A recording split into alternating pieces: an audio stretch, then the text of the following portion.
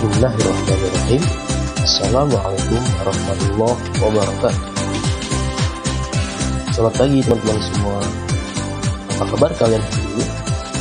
Semoga selalu dalam lindungan Allah Subhanahu wa Ta'ala. Kita semua mudah-mudahan selalu dalam keadaan sehat walafiat. Amin ya rabbal alamin. Baik, hari ini kita sama-sama akan belajar pendidikan agama Islam tentang mengamati makhluk ciptaan Allah. Mari kita awali kegiatan pada hari ini dengan membaca doa terlebih dahulu. Bismillahirrahmanirrahim. Rabbi zidni ilma warzuqni fahma. Amin.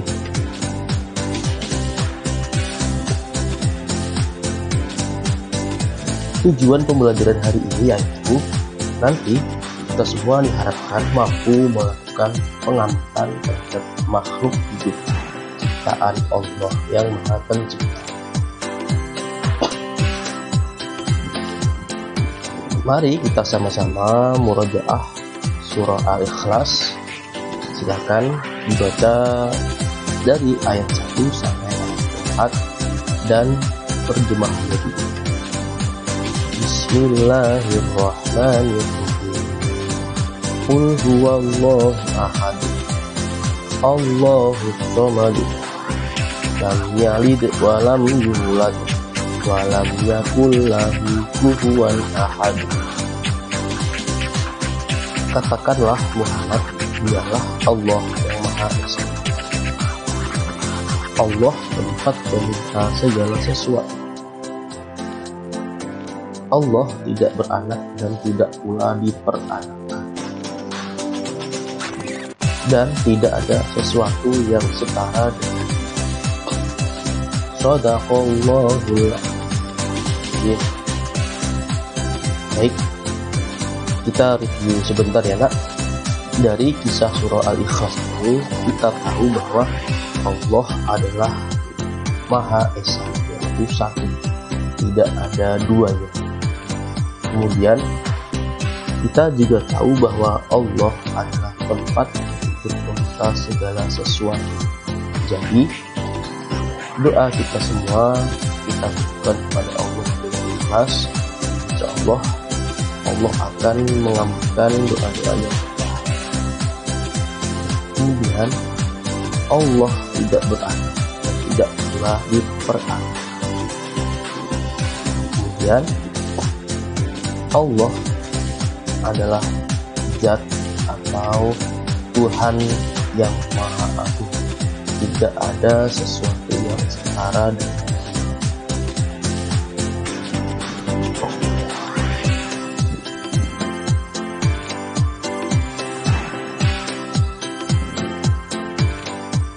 mengenal kata makhluk.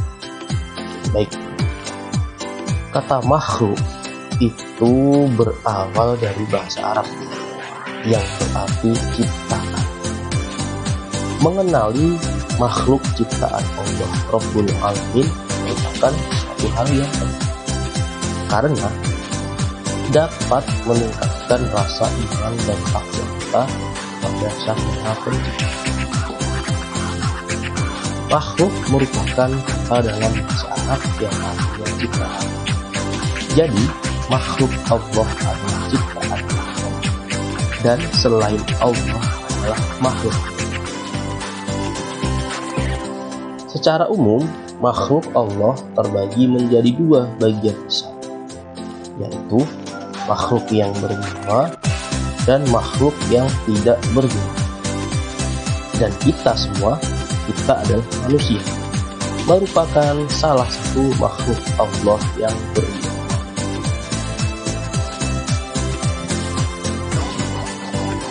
Kemudian, apa saja makhluk ciptaan Allah Subhanahu wa Ta'ala? Coba kita perhatikan di sekeliling kita. Ada ayah bunda, ada kakak, ada kakek, ada nenek, ada keluarga-keluarga yang lain. Kemudian ada binatang-binatang yang ada di sekitar kita. Kemudian ada tumbuhan-tumbuhan atau tanaman-tanaman yang ada di sekitar kita. Itu merupakan sedikit dari sekian banyak makhluk ciptaan Allah.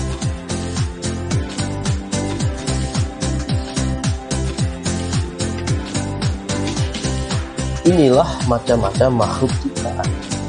Yang pertama adalah manusia. Manusia adalah makhluk ciptaan Allah yang paling sempurna, sebab diberi akal dan nafsu. Kita semua tahu ya, bahwa manusia merupakan makhluk yang paling sempurna yang diciptakan oleh Allah. Karena apa? Karena di dalam manusia itu terdapat akal dan nafsu yang tidak ada pada makhluk Allah yang contohnya binatang. Binatang hanya mempunyai nafsu.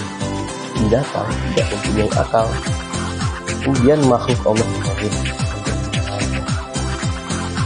malaikat hanya mempunyai akal, tidak mempunyai nafsu.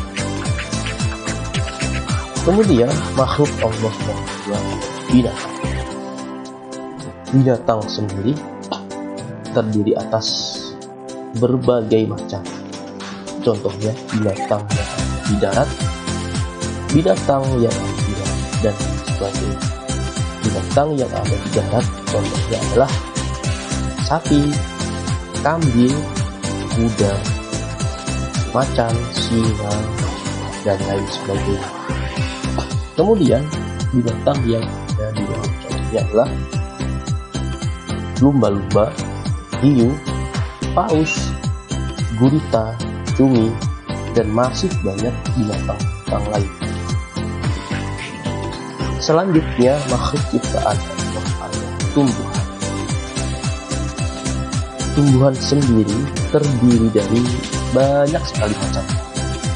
Ada berbagai jenis bunga, ada berbagai jenis buah-buahan, dan ada berbagai jenis tumbuhan yang lain. Kalau bunga, contohnya adalah bunga mawar, bunga melati, bunga kenanga, bunga kulit, dan lain-lain. Untuk buah-buahan, contohnya adalah jeruk, apel, semangka, anggur, kurma, dan lain-lain. Kemudian makhluk Allah selanjutnya adalah makhluk gaib. Makhluk gaib tidak bisa dilihat dengan mata atau oleh panca indera kita. Jadi makhluk gaib itu ada, tapi tidak bisa dilihat oleh manusia. Contohnya makhluk gaib adalah malaikat, jin, syaitan, dan iblis. Kemudian makhluk ciptaan Allah yang lain selanjutnya adalah benda-benda mati. Yang tadi sudah disebutkan termasuk kategori golongan makhluk bernyawa. Nah, yang ini termasuk golongan makhluk-makhluk yang tidak bernyawa. Contohnya adalah matahari, bulan, bintang, planet, gunung, laut, angin, dan lain sebagainya. Jadi itulah tadi macam-macam makhluk ciptaan. Ada dari jenis manusia, binatang, tumbuhan, makhluk gaib, dan benda-benda mati lainnya.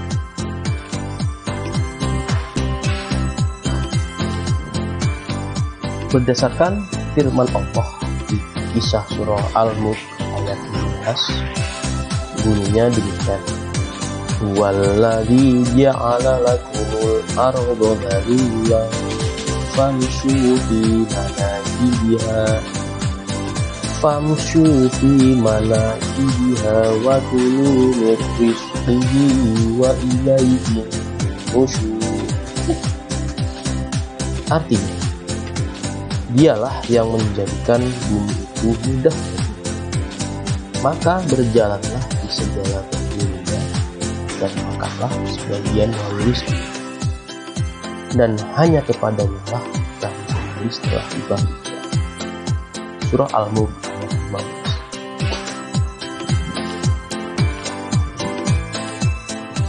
15. Menurut para ahli ilmu tafsir, ayat di atas kisah surah Al-Mulk tadi menjelaskan bahwa manusia boleh atau berhak mengelola kekayaan yang diamanahkan kepadanya.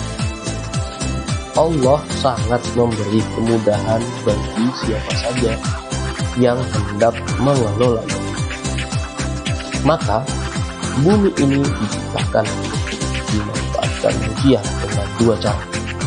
Yang pertama, memanfaatkan hasil bumi untuk keperluan hidup jasmani.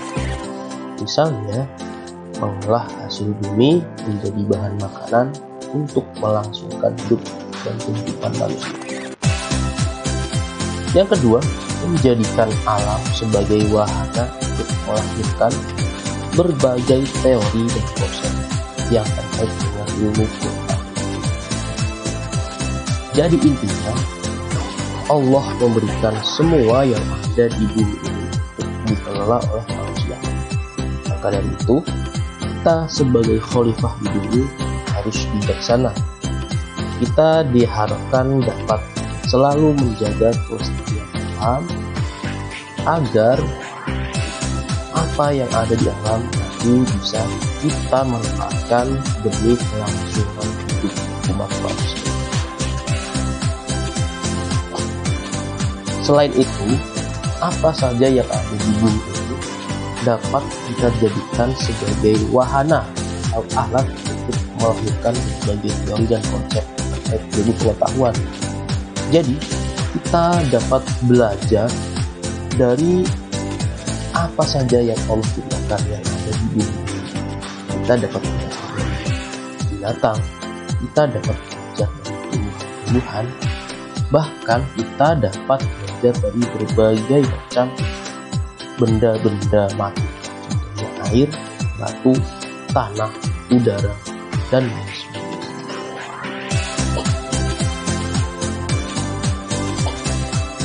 Alhamdulillahirabbil alamin. Sekian penjelasan dari Haris, mudah-mudahan bermanfaat. Sampai bertemu di video-video selanjutnya. Pastikan bagi kalian yang belum subscribe, silahkan klik subscribe. Jangan lupa komen di kolom komentar apabila ada pertanyaan. Terima kasih. Assalamualaikum warahmatullahi wabarakatuh.